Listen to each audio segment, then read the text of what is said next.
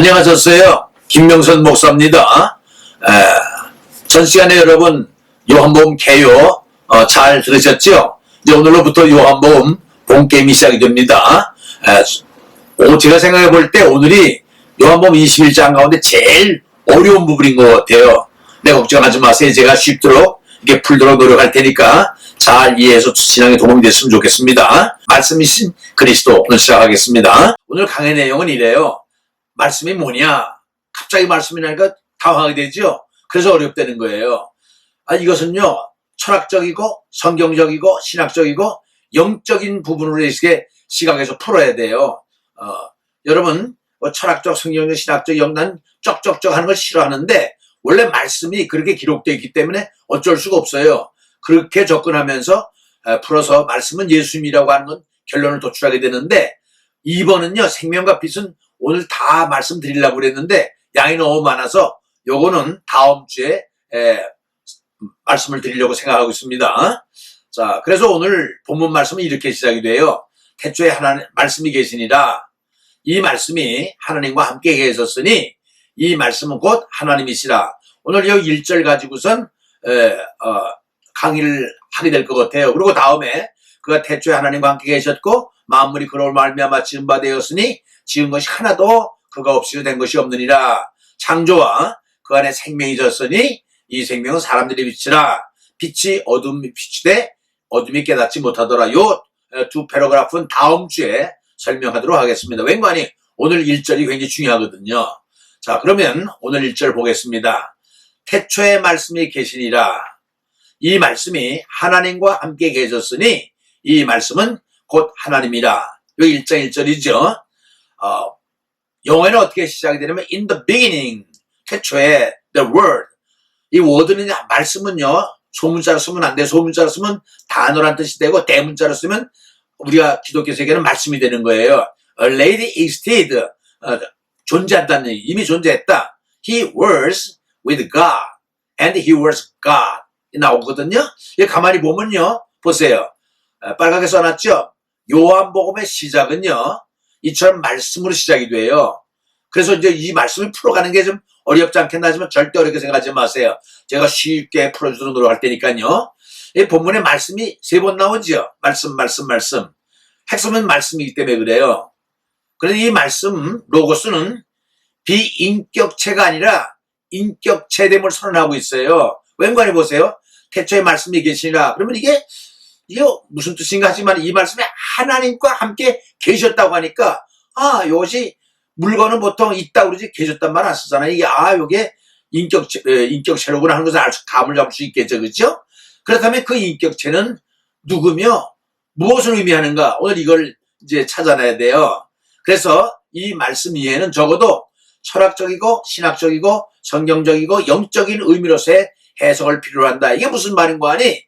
이 요한복음을 쓸 때에, 이 말씀을 쓸 때에 철학적이고 신학적이고 성경적이고 영적인 내용을 품고 있는데 제가 볼 때니까 이 4가지 시각으로 이걸 풀어야 될 것 같아요. 제가 생각한 게 아니라 벌써 말씀 자체가 그렇단 말입니다. 알겠죠? 그래서 이 4가지 측면으로 접근하면서 말씀을 해석하도록 하겠습니다. 왜냐하면 이 요한 자신이 헬라 문화권에서 살았잖아요. 그러니까 자연히 헬라의 사고를 가지고 살면서 헬라적 관점으로 본 요한복음을 집필한 거예요. 그렇죠? 동시에 이 복음을 전해야 할 대상들도 헬라 문화권, 헬라라고 하는 것은 그리스를 얘기를 해요. 헬라적 사고를 가진 사람들이기 때문에 헬라적인 그 철학적 사고를 가지고 있어요. 그 사람은 당연히. 그렇기 때문에 신학적이며 정경적인 해석 과정을 통해서 저자의 의도인 영적인 세계까지 이제 도달하려고 하니까 오늘 생각 무슨 말씀인가 하니 이 말씀이라는 걸 갖다가 철학적이고 신학적이고 성경적 영적인 이 보직을 쌓기 때문에 이 말씀을 이해하려면요 이 보직 하나하나 풀어야 돼요. 영적인 보직이 성경적, 신학적, 철학. 그렇기 때문에 이런 시각으로 해석이 돼야 된다 이 말입니다. 자, 보세요. 그럼 제일 먼저 철학적 의미로서의 말씀을 풀겠습니다. 그러기 전에 먼저 우리가 하나 생각해야 될 게 있어요. 인류의 문명사에는요 두 개의 큰 정신의 흐름이 있어요. 동양 사상 말고 서양 사상을 얘기하는 겁니다. 언제 로마서에서 제가 한번 소개했어요, 이건요. 인류 문명사에 두 개의 큰 정신의 흐름이 있는데, 그걸 하나는 뭐라면 헬레니즘이라고 그러고요. 하나는 헤브라이즘이라고 그래요.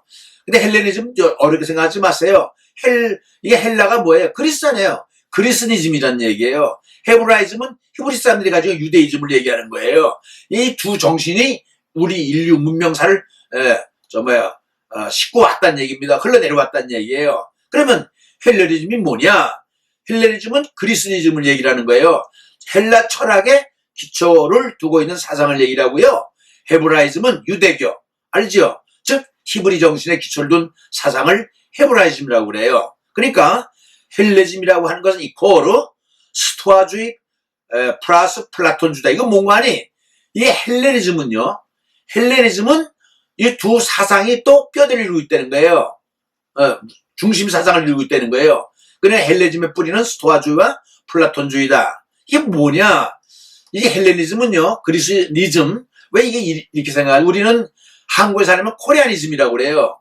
또 일본 사람은 재패니즘이라고 그러겠죠. 그러니까 그리스 사람인데 헬레니즘이라고 그러는데, 이 헬레니즘을 이루고 있는 두 중심 사상이 있는데, 하나는 스토아주의라고 그래요. 영어의 끄트머리가 ISM, 주의는 여러분 알겠죠?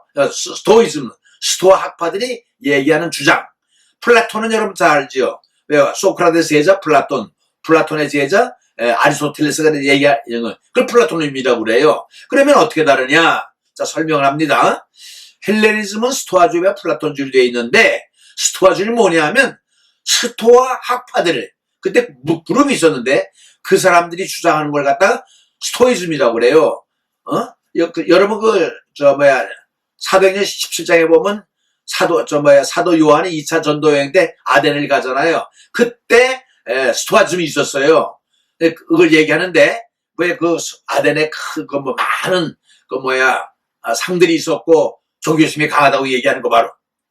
그래서 이 스토아주의는 우주의 궁극적인 원리는 이성이라는 거예요. 무슨 말인 거 아니? 사람이 가장 중요한 부분이 이성이잖아요. 그 이성에 의해서 움직이듯이 이 우주 만물도 어떤 이성에 의해서 움직인다는 거예요. 그 이성을 영어로 뭐라고 그래요? 이 사람은 이데아라고 그래요. 이데아가 뭐 영어로 보면 아이디어 아니에요. 아이디어는 생각 아니에요. 그러니까 사람이 이 이성에 의해서 움직이듯이 이 우주 만물도 어떤 아이디어에 의해서 움직인다는 거예요. 무슨 말이야? 이걸 이데아 사상이라고 그러는데, 그 근거를 로고스라고 보는 거예요. 근거를. 무슨 말 알겠죠? 로고스가 바로 이데아를 이루고 있는 근원이다. 우주 만물을 움직일 수 있는 아주 근본적인 실제라고 하는 거죠. 궁극적인 실제, 그렇죠? 그러면 플라톤은 뭐냐? 이거 플라톤이 주장한 거거든요. 플라톤주의는 이원론이라고 그래요. 이원론을 영어로 듀얼리즘이라고 그러는데, 이거 뭐냐? 빛과 어둠, 그렇죠? 위, 아래, 영과 육, 정신과 육, 이렇게 이 둘로 나누듯이 이 플라톤주의는요, 정신과 육신을 딱 이렇게 나누어요. 그러면서 이 육신 것은 아주 조잡한 거다, 천한 것이다, 악이다 보고요. 정신적인 세계, 이걸 굉장히 높게 평가를 해요. 그래서 정신이 주장해야 될 것을 최고의 덕목을 갖다가 지식이라고 그래요, 우선요. 그러니까 아까 스토아주의에서는 이성, 이데아를 초월하지만은 이 플라톤주의에서는 최고의 덕목을 지식이라고 그래요. 최고의 덕목은 지식이다. 이게 영지주의, 지식을 추구하는 주의란 얘기죠. 근데 그 사람들은 플라톤주의는 로고스, 근원을 갖다가 봐도 이제 지식에 두고 있는 거죠. 이제 아시겠죠? 스토아주의는 이성, 이데아를 최고로 여기고 그걸 근본이니까 로고스로 보고, 플라톤주의는 그 지식을 갖다가 근본인 로고스로 보는구나. 이제 아셨죠? 그래서 로고스는 만물의 기원이며 시작이고 입법이고 근원이고 존재 자체인데, 로고스는 이코르 스토아주의에서 얘기하는 이데아와, 그죠? 그 다음에 플라톤주의가 얘기하는 날리지, 이걸 합해서 로고스라고 그러는구나. 우주의 기본 원리를 갖다 로고스라고 보는 얘기예요. 알겠죠? 그런데 자 보세요. 그러면 헤브라이즘은 뭐냐? 히브리 정신이라고 그랬죠. 유대주의의 기초를 둔 사상으로 구약의 그 뿌리를 두고 있고, 그 다음에 하나님께 그 기원을 두고 있는 율법적인 사고, 히브리즘이라고 그래요. 헤브라이즘. 두 정신이 있다고 그랬죠. 하나는 헬레니즘이고 하나는 헤브라이즘이라고 그랬어요. 그런데 이 인류 문명사를 끌고 온 헬레니즘과 헤브라이즘 두 줄기 말고 제3의 정신사인 구속사가 등장을 해요. 이 구속사 하면 죄를 속한다는데 잘 이해를 못하니까 구원사라고 해도 괜찮아요. 즉 그리스도가 이제 그리스도를 이제 추구하는 크리스찬이즘이라고 그래요. 이게 제3정신으로 딱 등장을 하는 거예요. 이걸 누가 시키는 거 아니? 바로 요한이 말하는 거예요. 무슨 말인지 알겠죠? 그런데 요한도 로고스란 말을 써요. 왜? 우주의 근원이 뭔가 있을 거 아니에요. 그걸 로고스라고. 왜? 그 스토아주에서도 그렇고 또 그 플라토니즘에서도 로고스가 근원이라고 그러니까 요한도 로고스라는 말을 쓰면서 근데 그 사람들하고는 달라요. 어떻게 다르냐면 요한이 얘기하는 로고스란 하나님의 창조 능력의 총알로서 이 세상 질서의 근원이라고 하는 거예요. 다시 말하면 궁극적인 실제. 요한에게 있어서는 이 로고스는 하나님이라고 하는 거죠. 근데 그걸 로고스로 불러서 왜? 이 사람은 로고스를 좋아하니까 그는 로고스로 표현하니까 헬라적인 사고를 가지고 접근하는 거죠. 무슨 말인지 알겠어요? 그래 다른 게 뭐냐면 그 아까 스토이즘 뭐라고 해서 이대 사상이라고 그랬죠. 로고스. 근데 그거는요 인격체가 되질 못해요. 그렇죠? 또 플라톤주의가 얘기하는 지식도 그게 인격체가 아니잖아요. 근데 인격체가 아닌 게 어떻게 세상을 창조하고 역사를 운영하고 그래. 말도 안 되는 거 아니에요. 그러니까 여러분 철학이라고 하는 건요. 철학이라는 것은 복잡하게 생각하지 마세요. 의미를 규정하는 게 철학이에요. 의미를 규정하는 거. 인생이 뭐냐. 의미를 따지는 거 아니에요. 그죠? 사람의 존재가 뭐냐. 의미를 따지는 것이 철학인데 그 사람들은 이걸 로고스를 따지는 거예요. 그러니까 이 요한도 그 로고스를 들고 나오는 거지요. 그런데 그 사람들이 얘기하는 로고스는 다르다는 거예요. 왜? 그 사람들이 얘기하는 이데아라든가 지식은 비인격체 아니에요. 물체라고 좀 이상하지만은 인격체가 아니잖아요. 그런데 요한이 얘기하는 로고스는요, 인격체예요. 그게 달라요. 비인격체적인 존재가 아닌 인격체라고 요한이 얘기하는 로고스가요. 그래서 이 인격체이기 때문에 영원성을 가지고 있고 인격성을 가지고 있고 신성을 가지고 있는 예수 그리스도다. 근데 요한이 예수 그리스도다 얘기하면 종교적인 냄새가 나잖아요. 그러니까 저 사람들에 접근하려면 그거 말고 다르게 접근하는 거야. 저 사람 로고스를 좋아하니까 그래 로고스가 있다. 그런데 이 요한이 얘기하는 것은 그 로고스를 말씀으로 표현한 거예요. 무슨 말이겠죠? 그 말씀은 요한에게 있어서는 예수 그리스도인데 예수를 저 사람 모르니까 그때 기독교는 신흥 종교였거든요.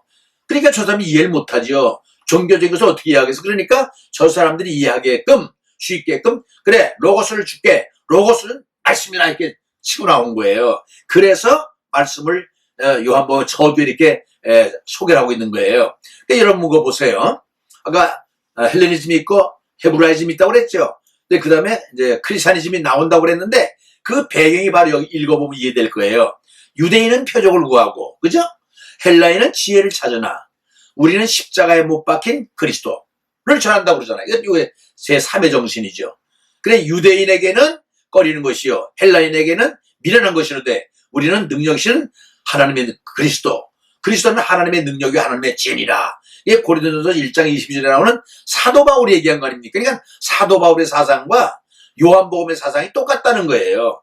크리스찬이즘 알겠죠? 제3의 정신으로서 어떻게 보면 제3의 정신이지만요 이 헬레니즘과 헤브라이즘을 묶은 것이 돼요. 어떻게 보면은 통일시켜버리게 된다고 저는 생각을 해요. 자, 그 다음에 보십시다. 요한은요 우주 만물의 기원, 시작, 그 다음에 근원, 원리, 궁극적인 실제를 영원한 자, 그걸 자존자라고 그래요. 내가 한문을 써놨는데 하나님은 스스로 있는 자잖아요. 누가 만들어 주거나 만들어 지음받은 존재가 아니라 스스로 있는 자를 한문을 쓰면 자존자라고 그래. 자존자, 스스로 있는 자. 그걸 로고스로 본 거예요, 요한은. 근데 그걸 말씀이라고 하는 거죠. 무슨 말이겠죠? 근원이 로고스야. 근데 그 로고스는 너희들이 얘기하는 이데아라든가 지식이 아니라 말씀이라. 이렇게 선포하는 거죠. 무슨 말인지 알겠죠? 그래서 여기서의 로고스는 물체가 아닌 인격체라는 거, 이게 놀라운 거죠. 저 사람들 제1의 물결, 제2의 정신사와 다른 게 그렇게 인격체로 본 거예요. 두 번째는 뭐냐, 이 인격체는 바로 누구예요? 예수 그리스도라는 거예요. 무슨 말 알겠죠? 그래서 1절 보세요. 태초에 말씀이 계시니라. 이 말씀이 하나님과 계셨으니, 이 말씀은 곧 하나님이 이건데, 말씀이 예수님이라고 하면 예수님을 대입해 보자는 거예요. 그럼 말이 스무스하게 풀려보세요. 태초에 예수님이 계시니라. 그 예수님이 하나님과 함께 계셨으니, 이 예수님은 곧 하나님이라. 말씀을 예수로 대입하니까 딱 풀어 나오잖아요. 그렇죠? In the beginning, 태초에 the word, 말씀이 계셔. 그것은 already existed, 이미 존재했던 거야. 이거 나오잖아요. 인격체라는 게 물체가 아니고 he was with God, with 누구는 함께죠. 하나님과 함께 있었어. And he was God, 그는 하나님이야. 그래서 예수 그리스도는 이코로 하나님이라고 하는 것을 딱 선포하는 건 놀라운 사실이죠. 예수 그리스도는 하나님과 같다가 아니에요. 이코로 하나님이다, 이게 선언해줘 버려요. 그러니까 이게 뭐냐면 예수 그리스도는 하나님과 똑같으니까 일체가 되는 거 아니에요. 그러니까 어쩔 수 없이 이 삼위일체론을 얘기 안 할 수가 없는 거예요. 그래서 예수 그리스도는 하나님이다, 동일체다라고 하는 걸 삼위일체를 얘기하기 때문에 자연히 신학적인 단계로 넘어가면서 신학에서 이걸 또 의미를 규정하게 되는 거예요. 이제 알겠죠? 그래서 신학의 첫째 의미는 뭐냐면 삼위일체론이라는 거예요. 그런데 신학적인 의미로서의 삼위일체론은 두 가지를 따지게 되는데, 하나는 삼위일체론과 이제 칼바르트 이론이 나와요. 이 두 가지를 가지고 설명하면서 신학적인 의미를 해석을 해야 돼요. 다시 말하면 신학적 의미에서는 삼위일체론과 칼바르트의 이론이 이제 신학적 의미를 설명한다, 이렇게 알아두면 되겠어요. 그럼 삼위일체론은 뭐냐? 이걸 영어로 트리니티라고 그러는데 이게 참 어려운 거예요. 다른 종교에도 없는, 기독교에만 유일하게 있는 게 삼위일체론이에요.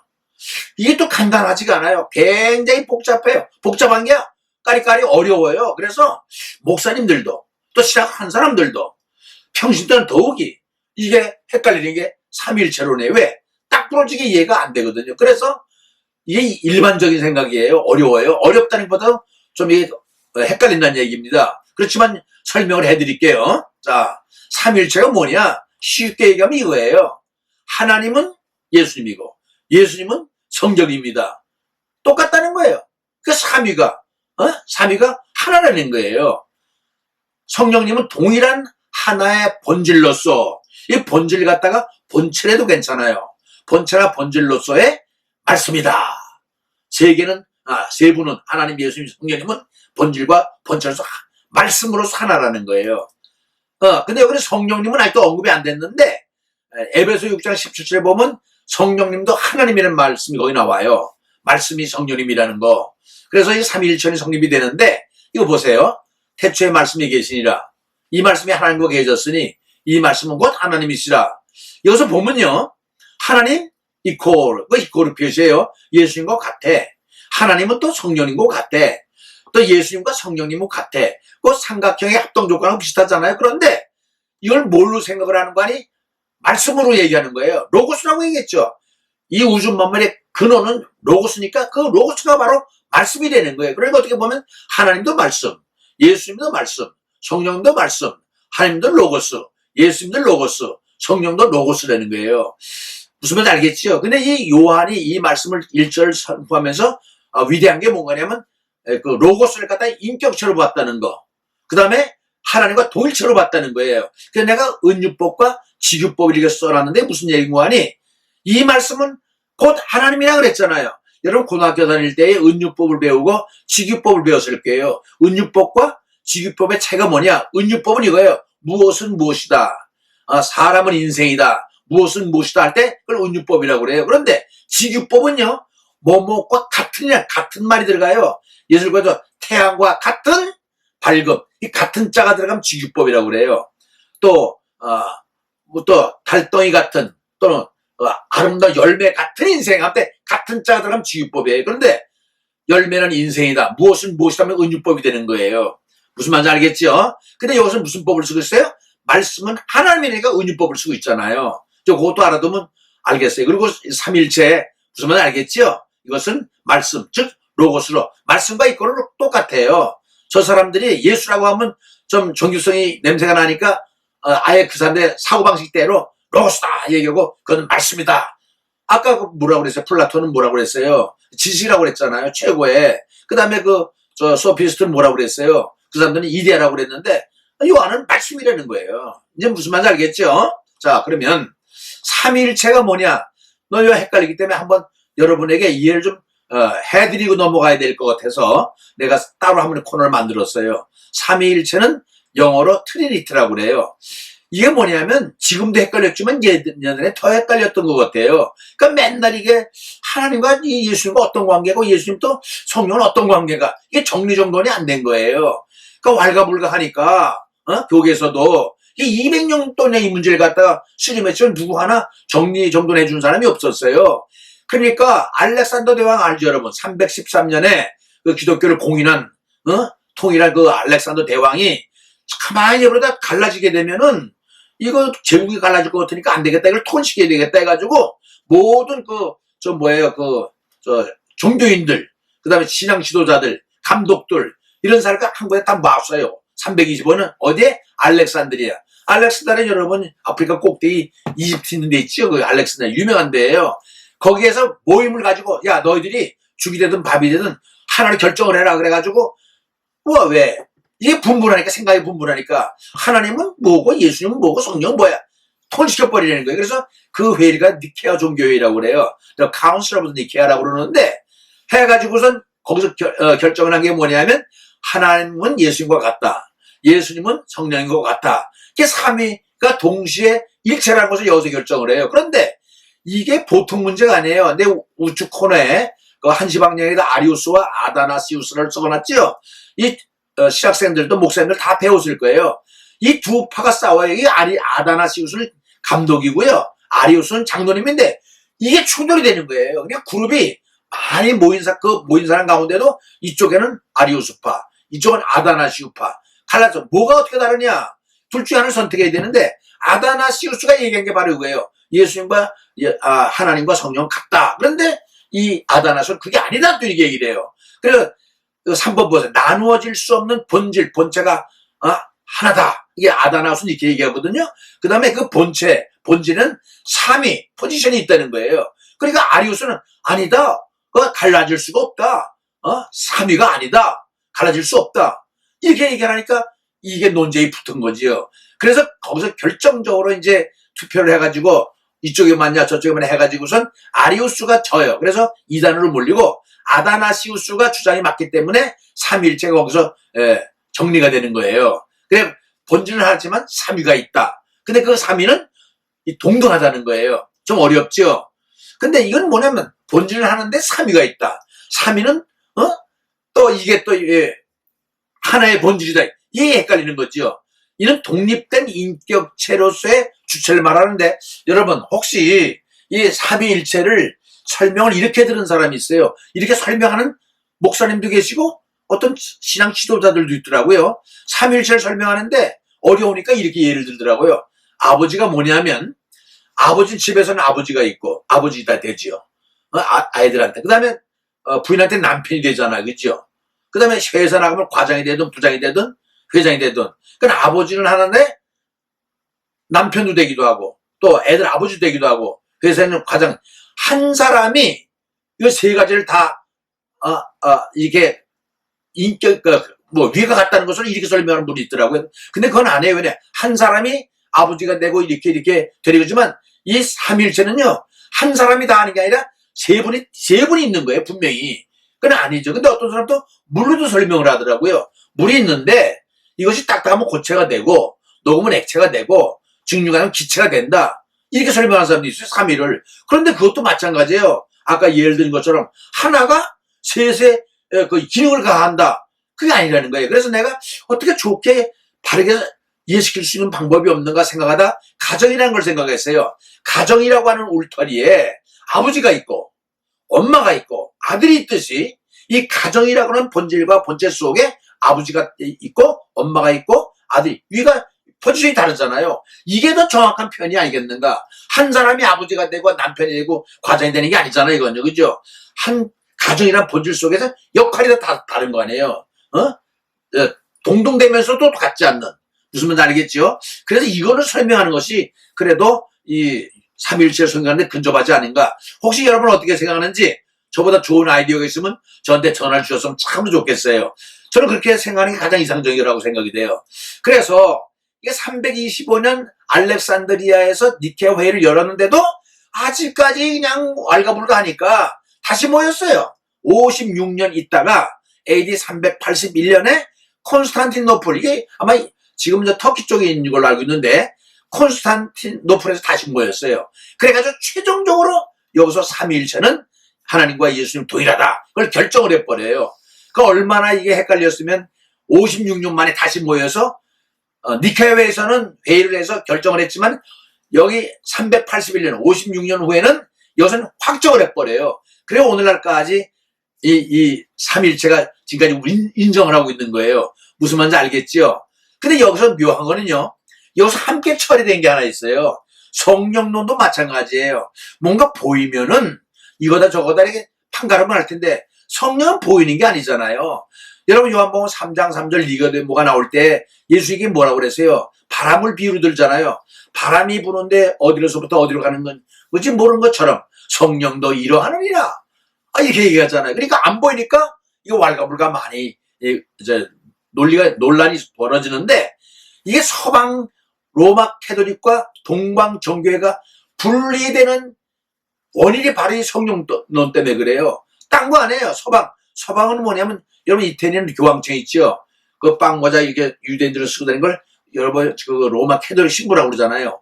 동방은 뭐냐면 콘스탄티노플 이거 이제 거기 본부인데 여러분 러시아 그 영화 보면요 까만 망토 옷을 입고 까만 옷소리 입고 그다음에 수염을 턱 기르고 저 까만 이게 모자 긴 거 쓰고 있는 그거 알죠? 그게 뭐 동방정교회거든. 그러니까 스타일이 달라요. 그럼 이 동방정교회가 서방정교회가 갈라지는 결정적인 이유가 뭐냐면 딴 거 없어요. 성령이 어디로부터 나오냐 이거예요. 근데 서방 캐톨릭에서는요 성부 아버지에게서 나오고 성자에게서도 성령이 나온다. 양쪽 다 나온다 그랬더니 동방정교회에서 아니다. 성령은 아버지에게서만 나와. 이거 only. 그러니까 이 두 차이 때문에 이게 동방서방 갈라지는 결정적인 이유가 이 성령론 때문에 그렇게 됐어요. 근데 이것만 달린 게 아니에요. 서방에 있는 그 캐톨릭 신부님들은 장가 안 가잖아요. 동방정교회 사람들은 장가를 가요. 또 서방에 있는 그 신부님들은요, 그 수염을 안 기르는데 동방정교회들은 꼭 수염을 길러야 돼요. 무슨 말인지 알겠어요? 성상도 마찬가지예요. 서방에서는 마리아상을 만들지만 동방에는 성상이 없어요. 이런 것들도 이 동방과 서방의 차이가 되는 거예요. 자, 아까 얘기했죠. 신학적으로는 삼위일체론으로 풀어야 되고 또 하나 칼바르트 이론으로 풀어야 돼요. 칼바르트는 이 말씀의 신학자로 되고 제가 소개한 적이 있어요. 로마서에서. 이 사람 1886년 5월 10일날 태어나서 1968년에 죽었는데 82세로 돌아가셨어요. 근데 나는 이 사람 굉장히 좋아요. 웬관이 이 사람 말씀의 신학자거든요. 신학자가 많지만 말씀의 신학자는 이 사람밖에 없는 것 같아요. 예수님은 말씀이다. 성경은 말씀이야. 설교도 말씀이다. 이걸 얘기한 사람이 칼바르트거든요. Jesus is word, Bible word, sermon word. 이거 굉장한 말이에요. 그러니까 여러분에게 말씀이 뭡니까? 그러면 성경 말씀 아니야? 바로 이거예요. 이 사람이 얘기한 거예요. 근데 이 사람이 왜 유명하냐면요. 이 사람이 20세기의 최고의 신학자라고 해. 최고의 신학자예요. 목회자이면서 교수인데 원래 이 사람은 출신은 스위스 바젤 출신이에요. 독일에 가서 공부를 했는데 19세기에 어떤 바람이 불었냐면 자유신학 바람이 분 거예요. 그냥. 여러분 알다시피 종교 개혁이 일어나잖아요. 루터가. 근데 칼빈이 이어받아가지고 경건주의, 그 다음에 계몽주의, 그 다음에 자유주의, 그 다음에 이렇게 급진주의가 흘러가는데 자유주의가 그냥 19세기를 확 쓸어버렸어요. 이 자유주의가 뭐냐면 하나님의 존재, 초월에게서 하나님의 존재를 아직까지 믿어왔는데 그걸 싹 무시해버리고 하나님 중요한 게 아니야. 인간이 더 중요한 거야. 하나님보다. 그래서 인간을 중심하면서 그러니까 축이 하나님부터 인간을 옮겨온 거죠. 그렇죠? 뭘 추구하냐면 인간이 이성이다. 이성은 또 과학적이 돼야 된다. 과학적은 합리적이다. 경험적이 돼야 돼. 이런 걸 강조하는 거예요. 경험돼야만이 진리고 합리적, 이치 합당해야만이 그게 신앙의 대상이고 그 인간 중심이 돼버린 거예요. 이게 자유주의예요. 다시 한마디로 얘기하면 하나님의 절대 주권을 갖다 절대 존재를 갖다가 인간 중심으로 옮겨놓은 게 자유주거든요. 그렇게 되니까 몽땅 뒤집어지는 거예요. 이 자유주의 바람이 유럽을 싹 쓰는 바람에 전통적으로 믿어왔던 이 신앙이요, 하나님의 초월성 같은 이제 하나님 중심주의 사상이 그냥 뿌리채 뽑혀가지고 풍전동화처럼 하루아침에 싹 없어지게 생긴 거예요. 그냥 땅물이 없어지게 된 거예요. 이 자유주의 때문에 인간 중심이 돼버리니까 하나님 필요 없다는 거예요. 그러니까 어떻게 해요? 그래가지고 거의 이를 자유주의가 판을 칠 때 탁 혜성처럼 나타난 사람이 있는데 이 사람이 바로 칼바르트예요. 이 사람 스위스에서 조그만 도시에서 자펜빌이라고 하는 도시에서 목회하고 있었거든요. 그래 보니까 이거 자유주의가 싹 쓸어서 이거 정통주의가 하나님 다 없어지게 생긴 거예요. 그래서 무슨 소리 하는 거야? 딱 이 사람이 슬로건이 걸고 나오는데 그 뭐냐면 하나님은 하나님이야. 너희들이 그렇게 가꾸는 하나님이 아니야 하고 하나님은 하나님이다. 그리스도 안에 말씀이 있다. 세 번째는 하나님 말씀 외에 어떤 신학도 존재할 수가 없어. 뭐 철학, 인문학, 말씀 외에는 다른 신학이 있으면 안 된다 이게. 그래서 교수들도 성경을 가르쳐야 돼. 목사님은 설교를 말씀에서 해야 돼. 이걸 딱 이 세 슬로건을 걸고 나와가지고선 단칼에 그냥 그 자유주의를 아주 싹 쓸어버려요. 이 사람 1919년 로마서 주석을 쓰면서 아주 그냥 날아갈 뻔했던 정통주의를 다시 세워서 이 사람을 그 정통은 다르지만은 정통에 대해서 신정통주의라고 그래요. 이 사람이 한 말 가운데 성령은 그 형상이며 말씀을 전달할 힘이다. 난 다 이런 말씀을 좋아하거든요. 내가 이 사람을 좋아하는요. 신학자 가운데 말씀을 최고로 치는 사람은 없어요. 이 사람의 신학은요. 중심이 예수 그리스도예요. 그리스도 중심. 또 성경을 통해 신학을 구축을 해요. 말씀 중심이에요. 그래서 이 사람은요. 하나님 중심, 그리스도 중심, 성경 중심. 이러면 됐지. 뭘 더 바래요? 난 이 사람 너무 좋아. 왜 좋으냐면 말씀을 강조하기 때문에. 내 신앙하고 맞는 거 같아. 하나님 중심, 그리스도 중심, 말씀 중심, 말씀에서 성경이 나와. 얼마나 아름다워요. 근데 이 사람이 몇 마디 좀 우리의 생각이 다른 게 있는데 그걸 가지고 막 이단인이 막 그냥 거부하고 그러는데 이렇게 위대한 사람은 없어요. 이 사람이 누구냐면 이 사람 뒤에 1900년에 누가 나오냐면 여러분 잘 아는 보네포 있지요. 히틀러를 죽이려고 암살된 것 같던 이 20년 차인데 이 보네포가 이 바르트를 그만큼 좋아했어요. 또 영향을 많이 받았고 공통점이 뭐냐면 보네포도 암살된 데 가서 히틀러를 제거하려고 그랬지만 이 사람은요 또 복음주교회를 만들어가지고 투쟁해요. 그래가지고 결국 독일에서 쫓겨나요. 교수직도 잊어버리고 거기서 추방당해가지고 스위스에 와 있는 거예요. 자펜빌에서 목회하다가 이게 자유주의를 만나가지고 싹 쓸어버린. 그래서 이 사람은요 자유주의 노는 마당에 폭탄을 던졌다는 사람 유명한 사람이에요. 이 사람 아니었으면요 정통주의는 다 사라졌을 거예요. 무슨 말 알겠죠? 그래서 이 칼바르트는 왜 얘기를 하냐면 말씀 중심이기 때문에 요한의 사상과 통하기 때문에 신학적인 걸 얘기하면서 삼위일체와 더불어 칼바르트를 소개하고 있는 거예요. 알겠죠? 자, 세 번째. 첫째는 뭐예요? 철학적으로 풀었고, 두 번째는 신학적으로 풀었고, 이건 성경적으로 푸는 거예요. 성경은 간단해요. 요한복음에 나타난 말씀은요, 이거예요. 하나님의 말씀이야. 지기법, 은유법이라고 그랬죠. God is word. 하나님의 말씀이야. 뭐냐면, 하나님 저기 있지만, 그게 보이는 게 아니지만은, 이 말씀 속에서 하나님이, 나타난다는 거예요. 말씀 속에. 기록된 말씀. 그러니까 이게 기록된 문자가 아니죠. 이게 하나님이죠. 어떻게 보면. 그렇죠? 그 다음에 예수님이 말씀이야. 나오잖아요. 예수님이 말씀이다. 지금 요한복음 1장 1절에 나오잖아요. 그 다음에 또 어디 나오냐면 1장 14절에 말씀이 육신이 돼요. 그 하나님이 역사 속에 들어오는 거예요. 우리가 그 영광을 보니 하나님의 독생자의 영광이요. 그죠? 은혜와 진리가 충만하더라. 인카네이션, 성육신. 예수, 하나님께서 인간의 몸을 입으셨다. 성육신 그거 아닙니까? 그 예수님 말씀이에요. 또 성령님은 말씀이다. 홀리 스피리츠가 이거 워드다. 이게 에베소 6장 17절에 말씀이 곧 성령님이다. 성령님은 말씀. 이게 나와요. 그래서 성경적 의미에서 여러분, 말씀이 뭐냐면 이렇게 대답해야 돼요. 하나님 말씀이야. 예수님 말씀. 그러니까 여러분이 우리 기독교는 말씀의 종교 안에 성경의 문자적으로 보지 말고 하나님을 만나는 거예요. 왜? 하나님은 말씀이니까. 성경을 보면 예수님을 만나는 거예요. 왜? 말씀은 예수님이니까 꼭 그거 아셔야 돼요. 문자가 로봇의 문자가 아니에요. 하나님 직접 만나는 거예요. 근데 올라온 변화가 뭐냐면 여기서 성령, 말씀에서 성령이 흘러나오기 때문에 그 밑에 나오네요. 영적 의미로서의 말씀이 뭐냐면 말씀에서 성령이 흘러나와요. 그러니까 성령이 받게 되면요 변화를 받게 됐어요. 왜냐면 성령은 뒤보는 역사가 있거든요. 변화시키는 능력이 있거든요. 그러니까 말씀에서 성령이, 여러분 이건 광맥과 같은 거예요. 저는 이걸 발견한 게요. 성령 받으려면, 성령은 물체가 아닌 인격적인 성령이 임하려면요 말씀을 통해서 와요.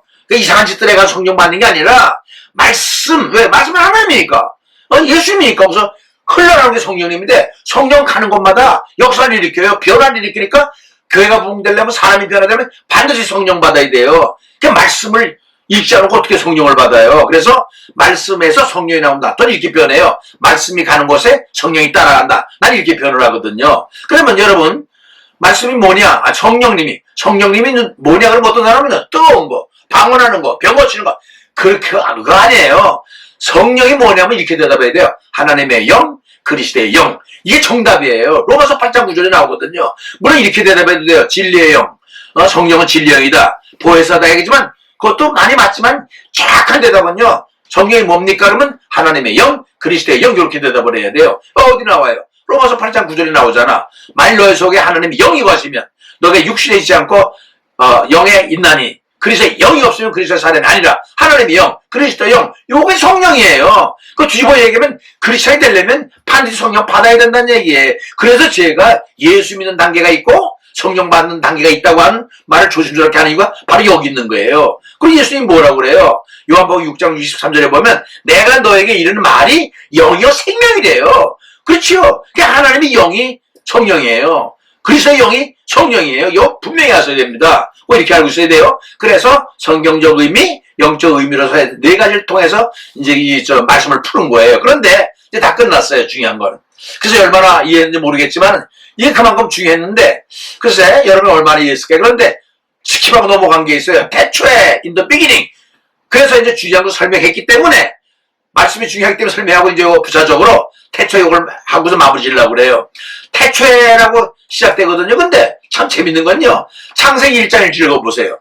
태초에 하나님이 천지를 창조하시니라. 그쵸? 이게 나와. in the beginning. 네? 하나님께서 최초에 세상을 창조했대요. 근데 신약성경 요한복음 1장 1절이 나오잖아요. 태초에 말씀이 계시니라. 똑같아. 비슷하잖아요. 태초. 근데 이 태초가 똑같은 태초가 아니에요. 한글로 볼 땐 태초 똑같고 같고 영어로 보면 in the beginning은 창세기도 in the beginning을 시작하거든요. 똑같지만 실질 내용으로 보면 똑같지 않아요. 보세요. 창세기의 태초는 베레시트라고 하는 단어를 써요. 이건 히브리어거든요. 요한복음의 태초는 아르케라고 하는 헬라어를 써요. 그러니까 어떻게 다르냐? 창세기에서는 만유의 시초에 그 순간 이후를 얘기를 해요. 그런데 요한복음의 태초는 그 순간 이전을 얘기해요. 저는 반대하는. 맨 밑에 화살표를 보세요. 내가 여러분 이해를 올려 적어놨어요. 그 순간, 이건 창조 순간인데 이 창세기의 그 순간 태초는 이후 얘기해. 애프터를 얘기를 하는 거예요. 파란 거. 그런데 요한복음의 태초는 이전을 얘기해. 얼레이를 얘기를 해요. 무슨 말? 다르잖아요, 전혀. 그 태초가. 그렇죠? 그 순간에서 이전. 그 순간의 이전. 이게 요한복음이 얘기하는 거예요. 선자라고 그래. 선자는 무슨 선자예요? 먼저 선자보다는 이미 있었다는 거예요. 시간적으로는 초시간적. 그러니까 초라는 거죠. 넘는 거지요. 임을 얘기하면서 계신이라는 선제사상, 먼저 있던 사상인데 영어의 pre-existence라고 그래요. 이 영어의 접두어 PRE가 들어가면 전자 이게 먼저 존재했다는 거예요. 이미.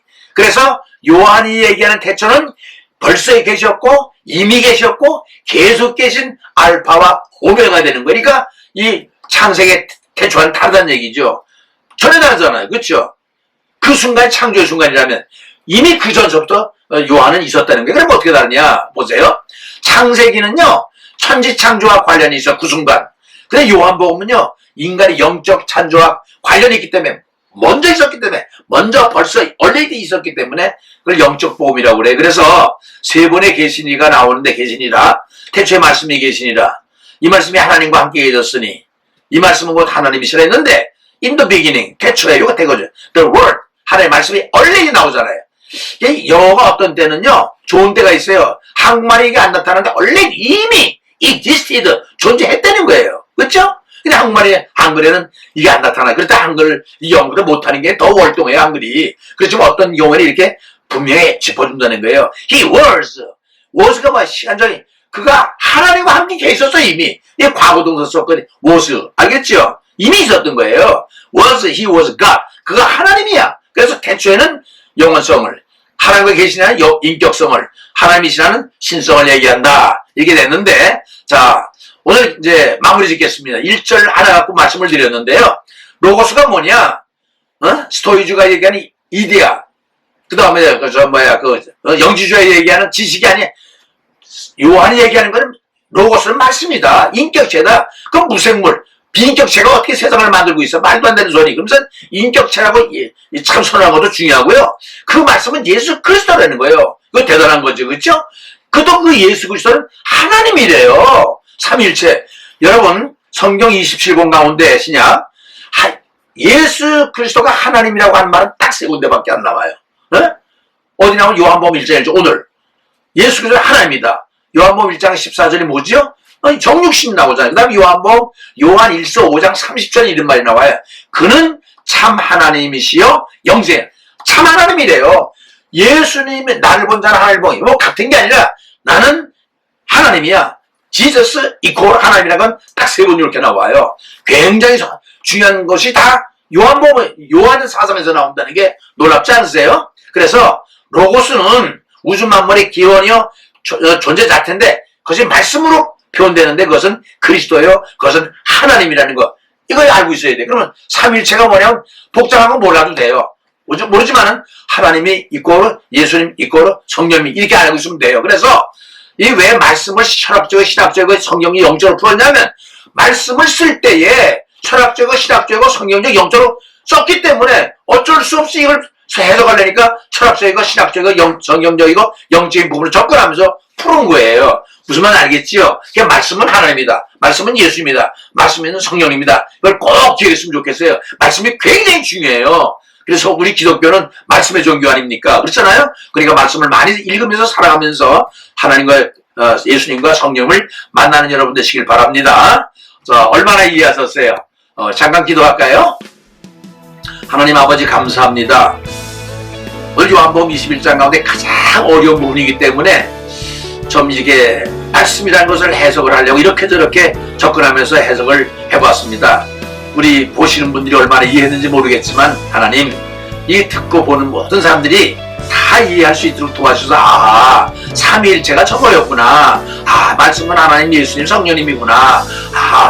참 성령은 하나님이요 그리스도이구나. 이렇게 이해해서 정리정돈 시켜주는 그래서 신앙생활에 도움이 돼서 참으로 좋겠습니다. 하나님 이런 말씀을 들을 수 있는 기회를 주심을 감사합니다. 귀하게 알고 어차피 우리가 예수를 하루 이틀 믿을 것이 아니고 하나님 나라 갈 때까지 믿을 것이라면 잘 믿게 도와주시고 잘 믿게 제대로 믿게 하시고 이런 신학적인 거 성경적인 사상을 잘 우리가 정리정돈 시켜서 간직하면서 제대로 믿을 수 있도록 도와주시옵소서. 특별히 우리가 말씀이 얼마나 중요한지 모르는데 말씀에서 성령이 나온다고 그랬습니다. 말씀을 읽는 가운데 변화밖에 없어서 국가가 변화받게 하시고 사회가 변화받게 하시고 개인도 변화받을 수 있도록 도와주옵소서. 성령은 변화형이기 때문에 터치가 되면 놀라운 탈바꿈 현상이 나타나는데 뒤집어지는 역사가 있는데 우리 다 달라지게 하옵소서. 좋은 면으로 긍정적인 면으로 하나님 말씀대로 변화받는 우리가 돼서 이 요한복음을 통해서 영적인 복음을 통해서 생명의 복음을 통해서 우리가 다 변화돼서 하나님이 원하는 대로 하나님이 기대하는 대로 예수 잘 믿는 사람이 될 수 있도록 우리가 하나님 나라에 갈 때까지 이 신앙의 경주를 잘할 수 있도록 주님 축복해 주시고 이 말씀을 들은 것을 우리 영의 양식으로 삼고 또 이게 영양고로 삼고 또 아버지 하나님 그래서 보양으로 삼아서 우리 예수 잘 믿는 말씀을 본성이 제대로 믿는 우리가 될 수 있도록 축복하옵소서. 존귀하신 예수 그리스도의 이름으로 간구했사옵나이다. 아멘.